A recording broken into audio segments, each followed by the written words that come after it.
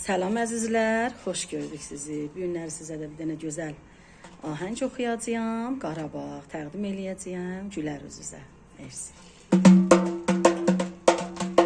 Sevgilim seyrə çıxar, burada gəlik baharı. Sevgilim seyrə çıxar, burada gəlik baharı. Gül açıb qəlbimizin ən şirin arzuları. Gül açıb qəlbimizin ən şirin arzuları. Anadır arzulara hər zaman Qarabağ. Danışan dil dodağı tarkaman Qarabağ. Qarabağ can Qarabağ ana yurdum. Anadır arzulara hər zaman Qarabağ. Danışan dil dodağı tarkaman Qarabağ. Qarabağ can Qarabağ ana yurdum. Bu çəmənlərdə gəzər Vaqifin şux gözəli. Ruhunu buradan alır tarkamanın qəzəli. Ruhunu buradan alır tarkamanın qəzəli. Anadır arzulara hər zaman Qarabağ. Danışan dili dodağı tarkaman Qarabağ. Qarabağ can Qarabağ ana yurdum. Anadır arzulara hər zaman Qarabağ. Danışan dili dodağı tarkaman Qarabağ.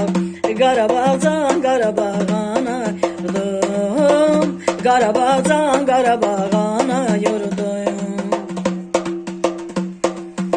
Tarlalarında neçə qəhrəman evladı var. Tarlalarında neçə qəhrəman evladı var. Əməyi güllər açan xanların bünyadı var. Əməyi güllər açan xanların bünyadı var. Anadır arzulara hər zaman Qarabağ. Danışan dili dodağı tarkaman Qarabağ. Qarabağ can Qarabağ ana yurdum. Anadır arzulara hər zaman Qarabağ. Danışan dili dodağı tarkaman Qarabağ. Qarabağ can Qarabağ ana yurdum. Bu çəmənlərdə gəzər Vaqifin şux gözəli. Ruhunu buradan alır tarkamanın qəzəli.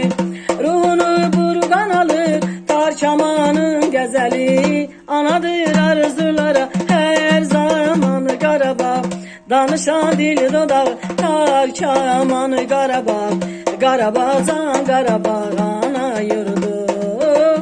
Qarabağ can Qarabağ.